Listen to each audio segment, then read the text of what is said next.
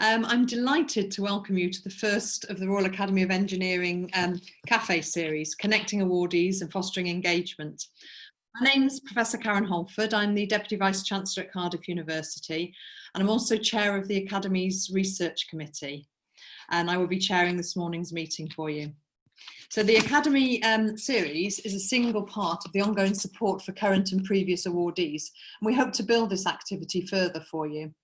In this series, we're going to cover a broad range of topics, and the discussion is really important to us because it will feed into the Academy's policy work. The National Engineering Policy Centre's Net Zero project will explore systems implications of the transition to net zero and offer advice to government and other stakeholders to support urgent and very difficult decisions. The UK goal of reaching net zero emissions by 2050, or indeed before 2050, is a massive undertaking.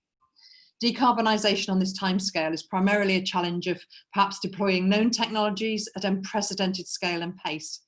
But I think if COVID has taught us anything, it's taught us that we can work at unprecedented scale and pace when the will is there.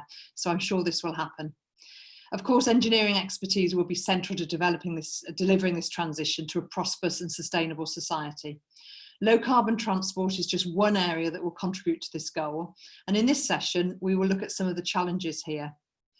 This is the first in the series, and as such, we're delighted to welcome back our first ever awardee who is willing to talk to us today on this topic. And of course, you as delegates who are willing to attend, listen, and to ask questions and perhaps answer questions. So we'll begin with a brief introduction, a little conversation with our guest speaker, followed by questions I will pose. This will give you the chance to submit your questions, which I will put to the guest speaker. Now, please feel free to submit your questions at any time. If I spot an interesting question coming up during our conversation, I will raise it, because we want to give you a really good opportunity to ask questions. So don't hold back.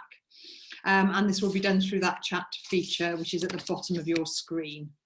So I'll open this low carbon transport session, and I'm delighted to introduce you to today's speaker, Baroness Julia Elizabeth Brown of Cambridge, DBE, Fellow of the Royal Academy of Engineering, Fellow of the Royal Society. Baroness Brown was the first Senior Research Fellow, and her award was sponsored by British Gas. She now sits as a crossbench peer in the House of Lords.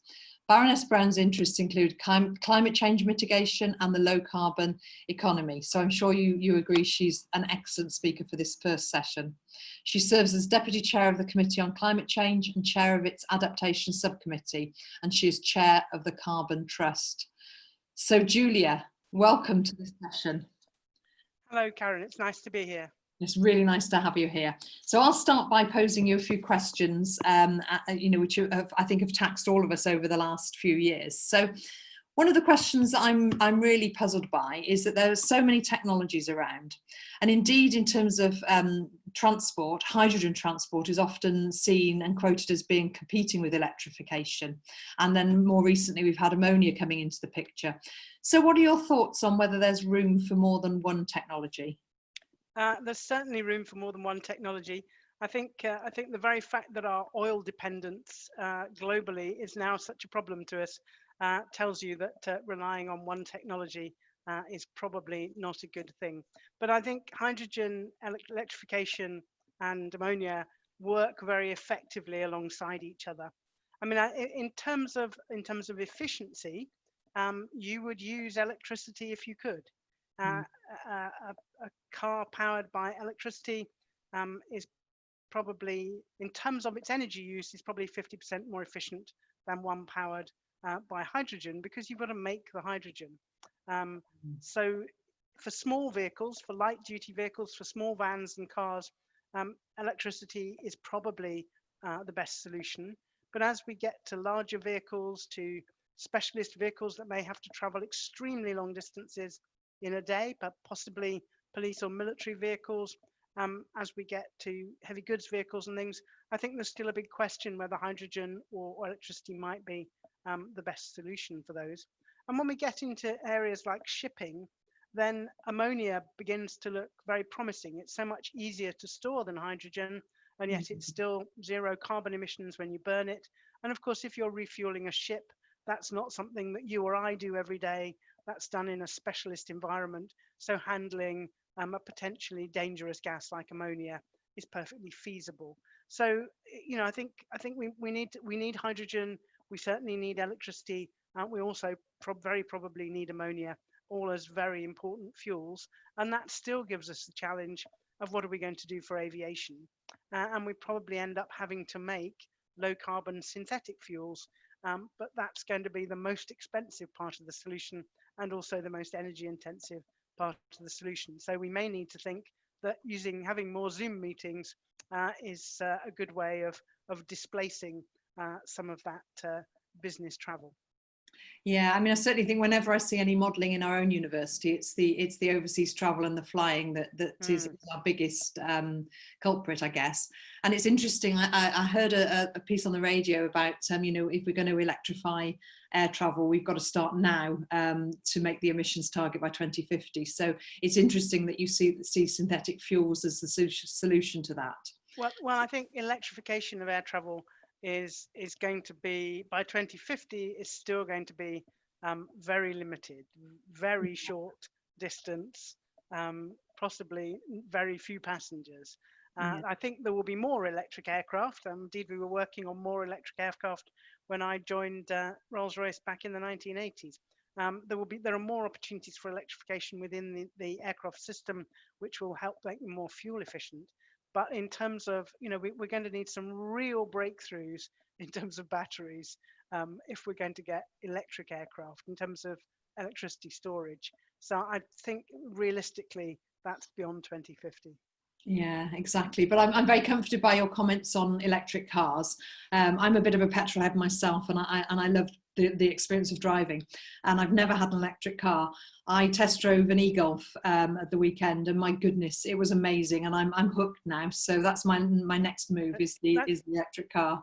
That's good to hear. We've got an I-Pace, a Jaguar I-Pace, which is great. Our challenge at the moment though is how far can we drive in it. So we're currently driving around at a very stately 57 miles an hour, following the lorries, tailgating the lorries, just to see how far we can actually get it to go. And we've managed to get from Cambridge up to visit friends up in Leeds, so that's not too bad. But we want to see if we can get to the Lake District. I can feel a competition coming on between you and I, Julia, as to how far we can get in one charge. Brilliant. Okay. So for low carbon transport, I guess, whether it's electric or hydrogen or something else, there's a lot of supporting infrastructure needed and supply chain development. And of course, there's sustainability concerns, the further you go down the supply chain. So battery components, hydrogen production, so on. So have you got any thoughts about the need to reduce tailpipe emissions with a broader agenda on the infrastructure and the sustainability of the whole ecosystem? One of the things I think we're not hearing enough about is recycling and reuse. We have heard about reusing batteries once they will no longer charge beyond about 60 or 70%. You can reuse them for energy storage, but I think we need a much stronger focus on recycling and reuse. I mean, not just in car and electric motor components. I think generally we can't keep digging up the planet and using these resources as though they were infinite, because we can all see they're not. And I think if you just have to think that we have about 1 billion cars globally today, by 2050, if everybody globally had the same number of cars that we have per head in the UK, we would have 3 billion cars globally. The predictions are probably that we might get somewhere nearer 2 billion. The resources to make that, even the most basic resources, the steels, the alloying elements, you don't have to get to the more exotic things like the lithium and the cobalt we need in all the electric motors. We've got to start being much better at recycling, reusing, and the circular economy. And one of the things we've got to do is to pull that from being felt to be the kind of dirty, dreary end of manufacturing and of research, to being actually that's what we want. That's what we need everybody to be really fascinated by in the future. And those are the people we need to see as the real stars, because those are going to be helping us to make the Earth's resources last as long as possible. Yeah, I totally agree with you, Julia. Thanks for those comments. And I think it's a really great opportunity to encourage more people into, and more young people into engineering, because, you know, this is something that can really inspire people. Saving the planet is obviously something that inspires young people. But I guess, you know, it does involve teams of people and not just engineers, and behavioural change is really important, isn't it, in that respect, because we have sort of, there is a section of society that sees everything as a throwaway and buy new. So COVID has given us behavioural change. So do you think COVID is good or bad news for low carbon transport? I mean, we're certainly all commuting less, we're not flying, but people are, you know, are very concerned about going on trains and buses and underground. So what are your thoughts on that? Well, I hope we'll be able to build on the good things. I hope we'll be able to really build on the fact that we've seen societal change happen at a faster rate than we believed could happen, I think. And we've seen, you know, we've seen the NHS get virtual consultations in place. Something it's been working on for the last 20 years and not managed to do has been done in a matter of months. We've all discovered actually that there are reasonably decent ways of doing video working with colleagues through Zoom and Teams and all of the other systems. And I think, you know, on the Committee on Climate Change, in terms of looking at our 6th carbon budget, which we're preparing at the moment for the government, for Parliament, we're putting actually more ambitious targets for reducing our travel into that. We're thinking we need to capture some of these changes in our behaviour. I think many companies have learnt that their staff, certainly their professional staff, can work from home much more than they thought they could. So those companies that were allowing people to work from home 1 day a week, I think will now be saying to people, would you like to work from home 3 days a week? Because we can see that we can save on our office accommodation. So I hope we're going to see that change. We've also seen the data in England show that we've seen a 250% increase in cycling, which is of course extremely good for our health. I know the weather's been good and we've been coming into summer, so it'll be a bit different when it's chucking it down with rain or possibly even snowing for some people. So I think we need to capture some of those good behaviours and see how do we make sure they continue. But we also need to recognise that the other problem is there's lots of the traffic in London is now back to at least as bad as it was before. And of course, there's been quite a lot of move from people not wanting to use, understandably not wanting to use public transport and feeling much safer in their own car. So we have to change that. We have to find ways to make public transport not only feel safe, but be safe for people. And hopefully that will be a blip. And hopefully as we get rid of the virus, and indeed as we are able to inoculate people against it, that change we'll be able to change back again. But I think there needs to be a real focus on how do we move people back to acceptability of public transport, but also keeping that modal shift to cycling and to walking, which are a very cheap way of having a very positive impact on our CO2 emissions. And I think we also need to find out how can we use things like electric scooters safely. I mean, I think integrating those safely with cyclists and pedestrians is quite a challenge, but clearly they're quite an opportunity as well. Yeah, I agree with you. I mean, on the first point about the behavioural change and people working at home, I think that it's been amazing how quickly we've adapted, and whether we find it difficult or not, we've had to do it and we've done it fast. And I think there will be a permanent change there as organisations realise that it's, people are able to be trusted to work from home, because I think for some organisations, they didn't even trust their staff to work from home. So I think, it'll create a better team and atmosphere, although I am one who misses the face-to-face meetings, and I can't wait to see my colleagues properly again. Me too, yes. Yeah, the human contact is really important to us, isn't it? And Zoom just doesn't substitute for that. But I do think that, I predict that certainly in our own organisations, we're encouraging everybody who can work from home to work from home till at least next April, actually, because every new person in the building or in the buildings is a heightened risk.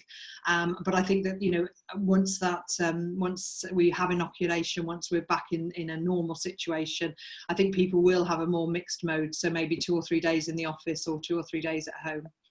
But in terms of transport, now in Cardiff, where I live, I've seen an absolutely rapid change to our infrastructure. The council, our council leader is a keen cyclist himself. He turns up at meetings with his bicycle clips still on, and often, and it's given him a real reason to change the infrastructure and invest in really good quality cycling lanes. And we had this system of a cycle highway, which had been in planning for years and had never been sort of actually implemented, and it's suddenly implemented. So you can get from the Heath Hospital, for those of you who know Cardiff, right down, and they've even pedestrianised the area in front of the castle, so that people don't, the cars don't go through there, and there's cycle lanes through there. So it's amazing. So do you think there's going to be a big move to redesign of urban and suburban spaces in this environment? And do you think that it's important for us to push for making our communities more walkable and cyclable, and really pushing for that sort of structural change? I know for myself, I used to cycle into work until I had an incident with a Cardiff bus mirror, which scared me. But now I feel that I would go back to cycling to work with the new cycle lanes. So any thoughts on that sort of? I think that, as you say, there've been some brilliant examples of local initiatives in towns and cities across the UK. There's some great initiatives in London too. I'd like to see more of them, but some of the driving through London, getting stuck in a hold-up and recognising that actually half of the road had disappeared, and it had become a cycle lane, actually with a barrier with fixed bollards protecting the cyclists. And you think that's brilliant. That is what is going to get people out of their cars and onto their bikes. So I think that this opportunity to start a real process of urban redesign to encourage walking and cycling. We know we have a huge obesity problem in this country, and it's a growing obesity problem. We've got to get people and children more active, but we've got to do that safely. So this is this is brilliant, and let's hope that that everybody's as active as your local government in Cardiff in doing things like that. And I think we do need more engagement between social scientists and engineers in terms of designing, whether it's designing our urban and suburban spaces, or whether it's designing our transport systems and things, to really make sure that we've got all the right encouragement for people to make the right decisions for the environment, and to make them in ways that are comfortable and healthy, because actually changing behaviour is absolutely the cheapest way to get us to net zero. Yeah, I agree. I'm just looking on the chat here, Julia, and I'm conscious to allow people to encourage people to ask questions. So we have a question here from Madeleine Boosemaker, who says, what are your thoughts on the role of the sharing economy in these challenges, and how has COVID impacted this? So this is a sort of sustainability question more generally than transport, but I guess part of the sharing economy is people hiring out their own cars for other people to use, isn't it, I think? So do you have any thoughts on that, Julia? Well, I'm sure all those things like ride sharing and things, people will have been put off them for just as they have in using public transport at the moment. And I certainly imagine that people would feel very nervous about letting somebody you don't know use your car. It's so unfortunately, I do think we're going to see a more reluctance, but I hope that will be short term, and that we can do things. The government can think of ways, or locally we can think of ways to re-incentivize that trend, because I think it's been really great. I mean, for example, in London, we've seen a huge drop in car ownership, and that's brilliant. What the last thing we want to see is a huge increase in car ownership again, and our streets again absolutely packed with parked cars and people, as I say, people travelling in their cars rather than cycling or taking public transport. So yes, I fear we're going to see this blip in some of these things, but hopefully that won't last too long and we'll get back to a better path afterwards.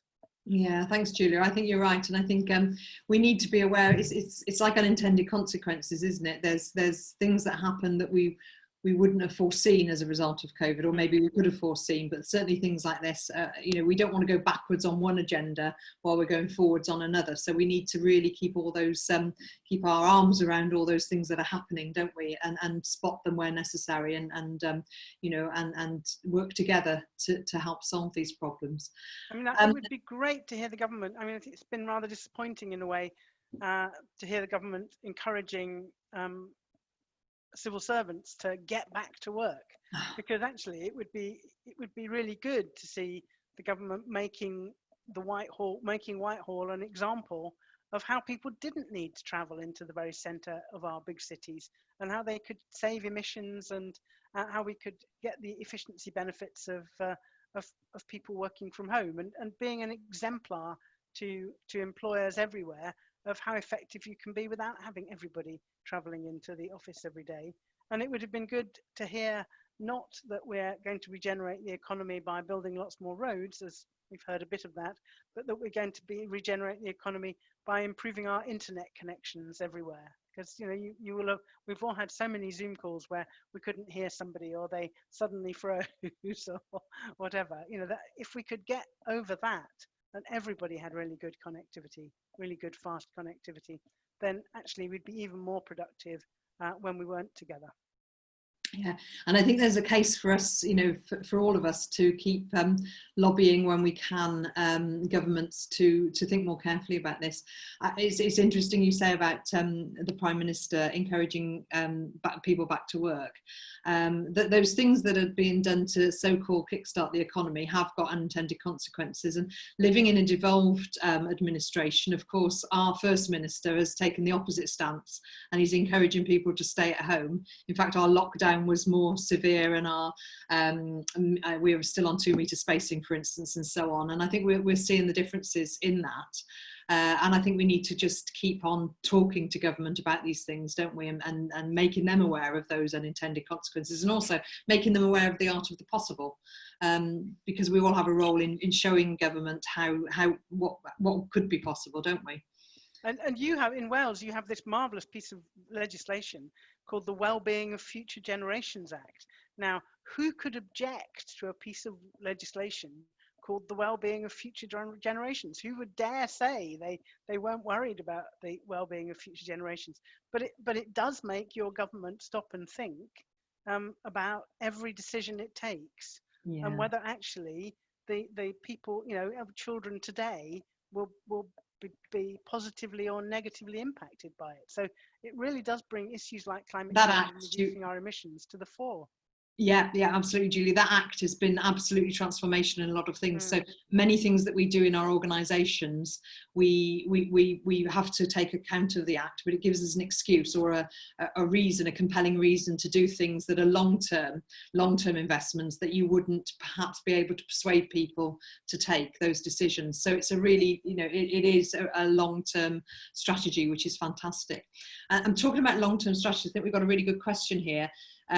From Ian Kinnick, saying electrification and alternative fuels require significant infrastructure investment. The UK tends to do poorly in these large-scale projects. It also appears that the UK has missed obvious targets, such as the M60 upgrade, to try new cleaner transport solutions on that, compared to, say, other countries such as Germany. So do you see this changing in the future, Julia? Do you see an awakening in government of the art of the possible in terms of transport?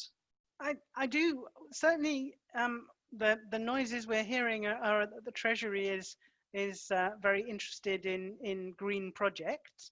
And although I don't think we've seen enough of a recognition that our recovery from COVID needs to be both green and resilient, and that actually you can pretty much put everything into it, make sure everything that we do has a green and resilient focus to it.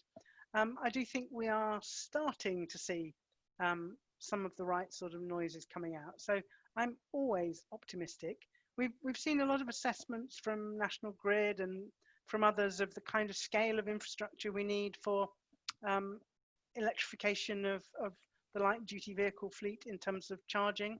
There's some pretty consistent agreement on what that scale is and what its costs are, and we're seeing Ofgem recognizing that the funding companies have to be allowed to spend the money to get that infrastructure in place.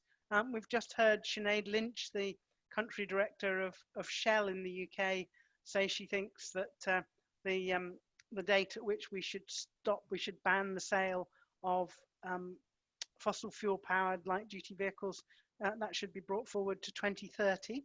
So I think I think I'm encouraged that we are seeing a good focus on infrastructure investment. We've also seen Kwasi Kwarteng, our energy minister, say he wants to see 40 gigawatts of offshore wind by 2030.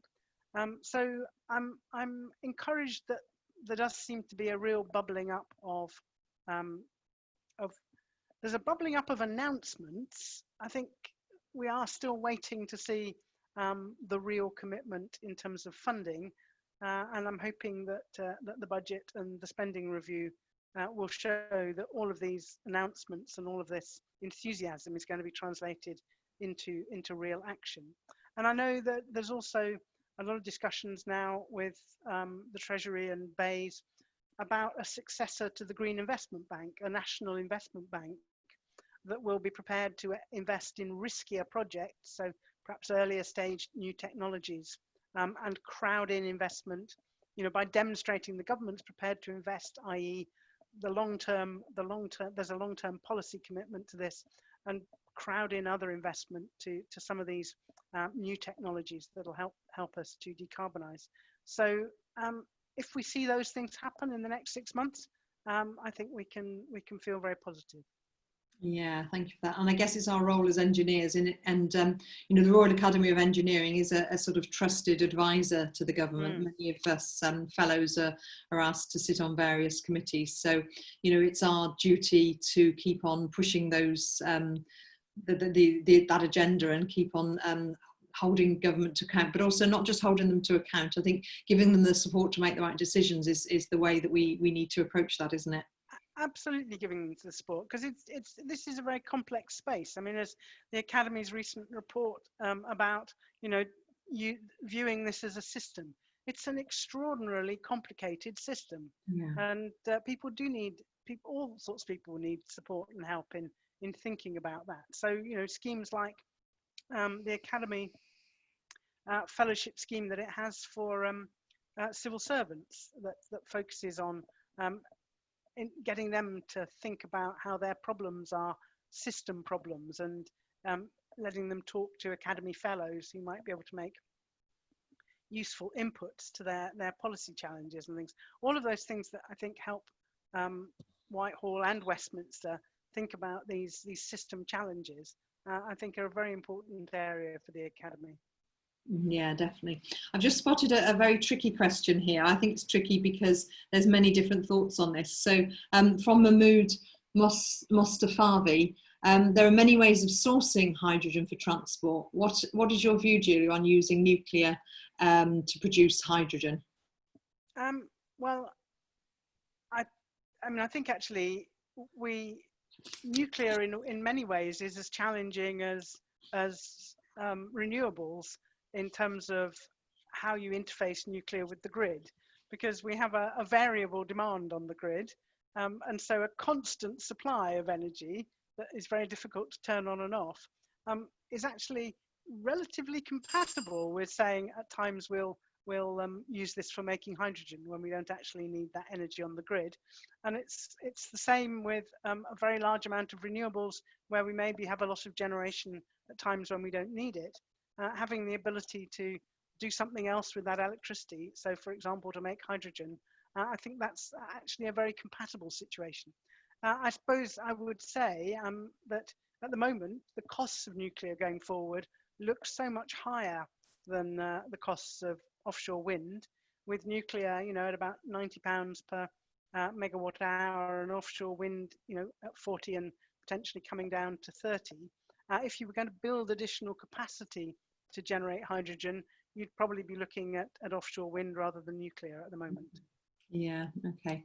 And I have many more questions to ask you, Julia, but I think we're out of time now because we're ready to send the delegates to the breakout rooms where they can continue their discussion. And just before we do that, one of the things I was going to ask you was around whether the main challenges are technological, economic or something else. So I think I'll ask the delegates to maybe discuss that in their rooms. So delegates, when you go, perhaps you could consider and feed back to us whether we feel the main challenges are technological, economic or something else.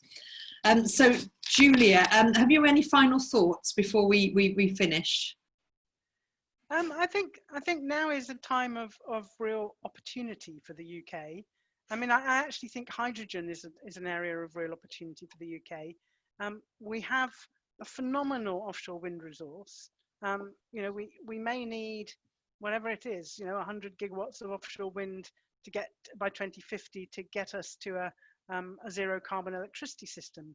But actually, we're estimated to have between 700 and 1,000 gigawatts of opportunity in the seas around the UK. We also have lots of technologies in hydrogen. For example, companies like ITM who make the PEM electrolyzers.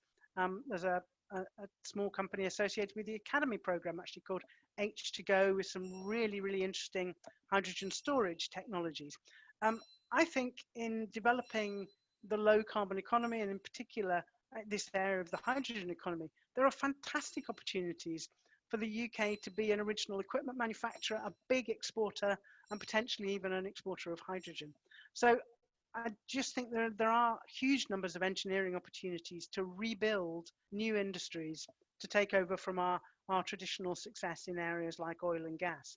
So, you know, I think there's a big role for the Academy and of course a big role for engineers in making sure these things happen. Brilliant. Well, thank you, Julia. I could talk to you all day about this, but we want to give our delegates a chance to sort of talk about questions and then, you know, bring some thoughts back.